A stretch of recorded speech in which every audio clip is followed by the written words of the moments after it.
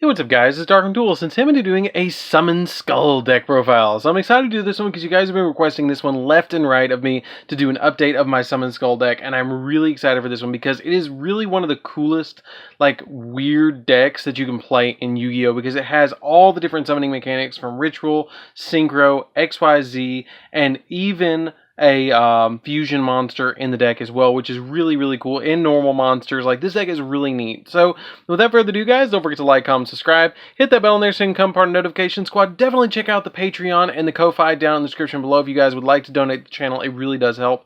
And let's get straight on into this. So first off, we're going to be playing 3 copies of Summoned Skull. So you got to play 3 copies of Summoned Skull because basically it is the main monster of the deck. This card is one of the coolest vanilla monsters in the entire game and one of the best artworks of all the cards in the game. Summoned Skull was actually one of my favorite cards in the original Yu-Gi-Oh! Card game when it first came out, and I thought it was a really awesome card, and I was like, man, I hope that they build a deck around this card one day. And then they did with the Archfiends, which is really cool, and I love that they kind of grandfathered this card into the Archfiends, which is super cool. Fun fact about Summoned Skull, if you guys didn't know, this was originally the first ace monster Yu-Gi-Oh! Yugi had that they were going to go with, but they changed it to Dark Magician. So that's just a cool fun fact for you guys. Then we play 3 copies of Archfiend's Awakening, which this card actually really surprises me when I play this deck. This card is really hard to get past because you can ritual summon this card with Contract with the Abyss, and this card's name becomes Summoned Skull while on the field, but it's treated as an Archfiend card as well and cannot be destroyed by battle except with a ritual monster, and cannot be destroyed by opponent's monster effects except those of ritual monsters. And if this ritual summon card you control is sent to the graveyard by a card effect, you can special summon a Summoned Skull from your hand, deck, or graveyard, which is really cool because the majority of the time when you summon this card, you're going to have a Summoned Skull in the graveyard because you're going to either use Advanced Ritual Art or you're going to use your copy of Contract with the Abyss to summon this card. So this card's really hard to, you can't beat over it. You can't use a monster effect to get past it, so it's really tough to get past, and your opponent has to use a lot of different resources to get rid of this card. So then we play 3 copies of Archfiend Commander. Archfiend Commander helps out because it's another level 6 monster for our other cards that we play in here to draw cards, and it helps out with our Archfiend Cavalry. But basically what you do with this card is if you control an Archfiend card, you can special summon this card from your hand, but it can't attack this turn, and you have to destroy another Archfiend card on the field. And then when it's special summoned this way, you have to target the Archfiend and destroy it.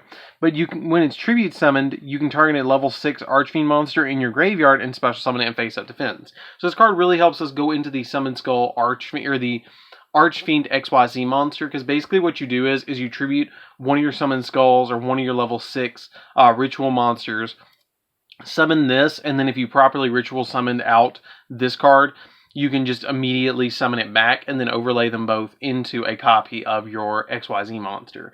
Then we play 2 copies of Archfiend Cavalry. The reason we play Archfiend Cavalry is because you can normal summon the Archfiend Cavalry and then special summon the copy of Archfiend Commander behind it, because there's a combo with that where if this card is destroyed by a card effect and sent to the graveyard, you can target an Archfiend monster in your graveyard and special summon it, but it can't attack this turn. So it helps you summon your Summoned Skull because Summoned Skull always counts as an Archfiend card, which is really cool about the Summoned Skull card. Then we play 3 copies of Predaplant Orthoscorpio. I don't think in the TCG they're going to hit this, but I might be wrong. If it does get hit, I'll rework the deck and we'll play it a little differently. We'll probably focus a little bit less on the Archfiend manifestation and a little bit more on the Synchro one. But hey, there is, it might happen. We'll have to see on the ban list. But if it did happen, we'll definitely rework the deck. So then we play a single copy of the Darling Cobra. Darling Cobra basically lets us, you special summon it off of your copy of your Orthoscorpio, and then when you special summon it off of Orthoscorpio, you get to add a fusion spell or a polymerization directly from your deck to your hand. You can only use this effect once per duel. But you do play this because it's really easy to put them both on the field, and if you're playing Psychic Wheelator like me, you can synchro summon Trishula out by having these 2 on the field. Then we play 3 copies of Archfiend Eris. This card is a neat card in the deck because if this card is sent to the graveyard because of a card effect or being destroyed by battle, you can add an Archfiend card from your deck to your hand, which really helps out to be able to add your Archfiend's Manifestation or your Archfiend Commander or anything like that that you might need. Then for the last 3 monsters, we play 3 copies of Psychic Wielder. The Wielders really help out because it helps us go for our Archfiend's, I believe it's called Archfiend Call. Archfiend's Call, really easy to summon out with Wielder because basically you just have to have a level 3 monster on the field, special summon the Wielder, and then synchro them together to summon out your Archfiend's Call, which is our synchro monster. You can even go for Trishula really easily with this card, because if you have your Predaplant, Orthoscorpio, and your Darling Cobra on the field, you can special summon out your Wielder, synchro them together, and then summon Trishula, or you can summon out Brionic. It depends on what you need at the time. So that's it for our monsters, guys. Let's get into the spells. So for the spells, we're going to be playing 3 copies of Allure of Darkness. Basically, this card just helps us out with draw power. We do play a lot of darks in the deck, so that's why we play this card at 3. We then play 3 copies of Celestial Observatory. Celestial Observatory really helps out because you get to place a level 6 monster from your hand or face up on your field on the bottom of your deck, and then you draw 2 cards, which can really help out because we do play 9 level 6 monsters in the deck, so it's really easy to use this card to be able to shuffle them back and then draw more cards. 2 copies of Dark Fusion. Dark Fusion's a really interesting card in here that helps us go into the Archfiend's Manifestation. You get to send from your hand or your side of the field to the graveyard 1 fusion material that is listed on a Fiend monster, and then you basically fusion summon it by using the 2 materials. So like, for this, all I have to do is put a Dark monster and a Summon Skull monster in the graveyard, and then I get to fusion summon out my Archfiend's Manifestation. If it does, however, get hit, what I'll probably end up doing is dropping these, playing King of the Swamp, and playing 3 copies of King of the Swamp over my engine that I'm playing with the Orthoscorpio and Darling Cobra. I don't know. I'm going to kind of play around with that if it does happen. Then we play 2 copies of Polymerization. Polymerization helps us, again, because it's easily searchable. You can search either copy of this with our copies of the Orthoscorpio or Darling Cobra. Contract with the Abyss helps us ritual summon out our copies of Archfiend's Awakening, which really, really comes in handy. That's the big one that you always want to summon, is Archfiend's Awakening, is the one that I always summon in this deck. We play 2 copies of the Advanced Ritual Art. The Advanced Ritual Arts really help out as well because you get to send a Summon Skull from deck to graveyard to be able to ritual summon out Archfiend's Awakening. So basically, if you have Archfiend's Awakening and a copy of your Advanced Ritual Art in your hand, you can just send the Summon Skull from deck and then immediately summon it to your side of the field, which is really, really helpful. And then we play 3 copies of Preparation of Rites. Preparation of Rites is a really good card in here too, because what this card does is it lets you add a level 7 or lower ritual monster from your deck to your hand.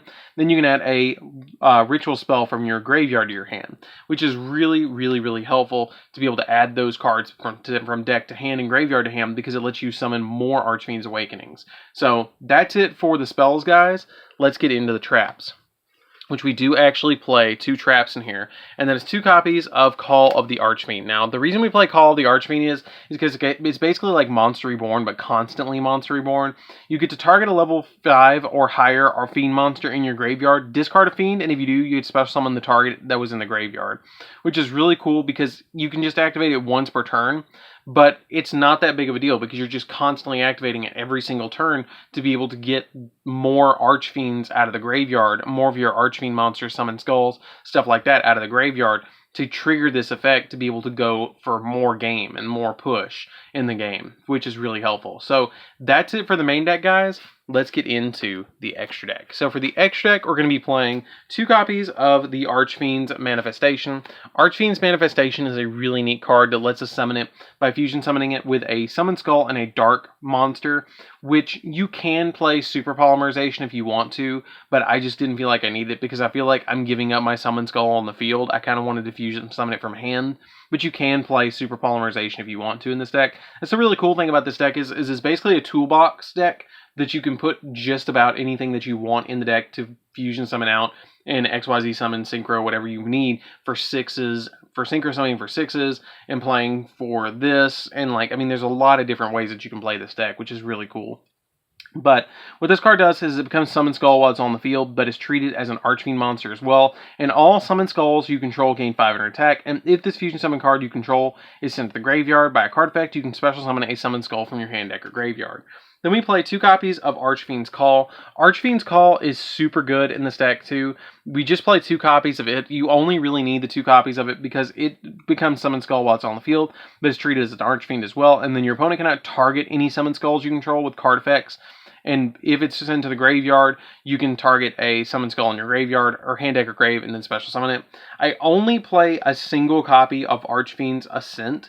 Archfiend's Ascent is, to me, the hardest one to get out, and probably the worst one in my opinion, because what you have to put 2 level 6 monsters on it, because basically what you're doing is you're either giving up a fusion or a synchro monster, a Summon Skull, or a Archfiend's Awakening to summon this thing. Like, it's really hard to summon and justify putting it on the field, so I just played as a one-of, so we can kind of say, hey, we play all of them, which is pretty cool. I don't play Link Mail Archfiend, which I know a lot of people say technically is a Summon Skull, but I don't really care for it, so I don't play it.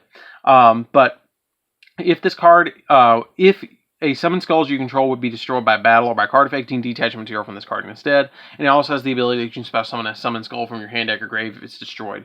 But I feel like it's not that great. It's probably the worst one of them all for the amount that you have to put into this card. Then for the other cards that we play in the extra deck, we're playing a single copy of Utopia Beyond. Utopia Beyond helps us out. I usually make this over that card, because when you summon it, you can make all monster opponent control lose attack, make their attack 0, which helps you OTK a lot in this deck.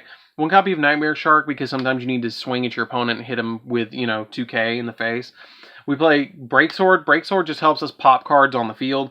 And then for the other cards we're playing in the extra deck, we're playing a single copy of Trishula. I make this absurdly, I make this card all the time in this deck. Like, it's absurd how much I make this card in this deck. Because basically, you just use, like I said, the Wheelator with the Orthoscorpio and Darling Cobra, and then you just immediately summon this card out. Bryonic, because sometimes you need to bounce stuff, and it just really helps out with that. Boral Sword, because it helps you OTK.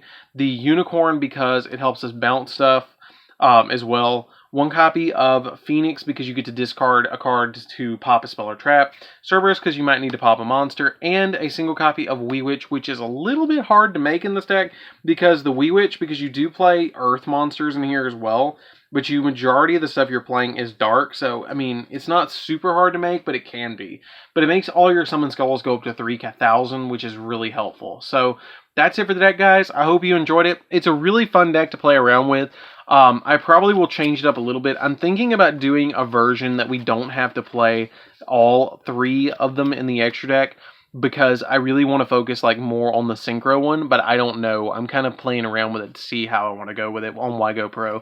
But I'll definitely keep you guys updated on the next update of Summon Skull. So you may see an update of it soon, maybe in the next month or 2, because I might play around with the deck and see what I can do with it. So definitely tell me what you think about this deck. It's a super cool, super fun deck to play around with. I hope you guys enjoyed it, and don't forget to like, comment, subscribe. Hit that bell on there so you can become part of the notification squad, and I'll see you guys in the next video. See you around, guys.